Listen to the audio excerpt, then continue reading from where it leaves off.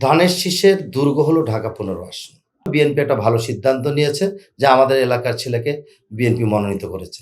কিছুটা ভিন্ন হলেও আমি কোনো চ্যালেঞ্জ মনে করছি না। এই কারণে ধানের শীষের দুর্গ হলো ঢাকা ১৫ আসন এবং উনি আগেও এখান থেকে নির্বাচন করেছিলেন।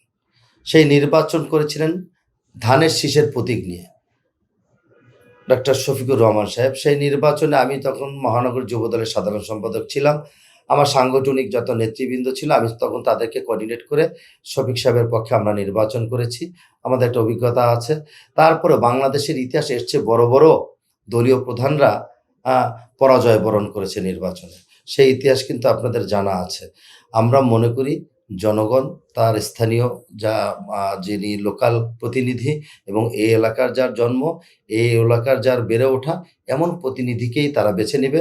এই কথাগুলো এলাকার মানুষ, আমি যখন গণসংযোগে বের হই কিংবা কোনো উঠান বৈঠক মতবিনিময় সভা থাকে, সবাই আমাকে একই কথা বলে যে অনেকদিন পর বিএনপি একটা ভালো সিদ্ধান্ত নিয়েছে যে আমাদের এলাকার ছেলেকে বিএনপি মনোনীত করেছে।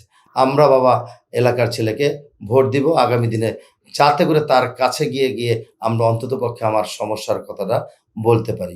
এক্সট্রিম মশার কয়েল প্ল্যান্ট ফাইবার দিয়ে তৈরি, ডেঙ্গু চিকুনগুনিয়া বাহি সহ যে কোনো মশার বিরুদ্ধে দেয় এক্সট্রিম সুরক্ষা। অতীতে বহিরাগতরা এসে এখান থেকে নির্বাচিত হয়েছে ভোট ছাড়া, তাদেরকে তো আমরা খুঁজেও পাইনি। এমন সিদ্ধান্ত আমরা আর নিতে চাই না। এই সিদ্ধান্ত নেওয়ার পরে আমরা এমপি সাহেবদের খুঁজে পাই না। তো জনগণের মনে আস্থা ফিরে এসছে। তাদের এলাকার সন্তান হিসাবে, ছেলে হিসাবে আমাকে তারা বেছে নিবে এবং আমাকে তারা আশ্বস্ত করেছে। গত নির্বাচনগুলো কি নির্বাচন হয়েছে? ভোট হয় সকাল ৮টা থেকে, আর এই গত নির্বাচনে ভোট হয়েছে তার আগের দিন সন্ধ্যা ৭টা থেকে। দিনের ভোট রাতে আমি তুমি ডামি নির্বাচন। তারপর জনগণ ভোট দিতে গেলে বলে যে তোমার ভোট তো হয়ে গেছে। কিছু কেন্দ্রের সামনে কুকুর, বিড়াল, ছাগল বসেছিল। ভোট শূন্যতা, ভোটার নাই। অর্থাৎ জনগণ ভোট থেকে বিমুখ হয়ে গেছিল। জানে আমার ভোট দিতে গেলে এই ভোটের কোনো আমি পাবো না। সরকার তার ইচ্ছে মতো তাদের প্রার্থীকে বিজয়ী ঘোষণা করবে।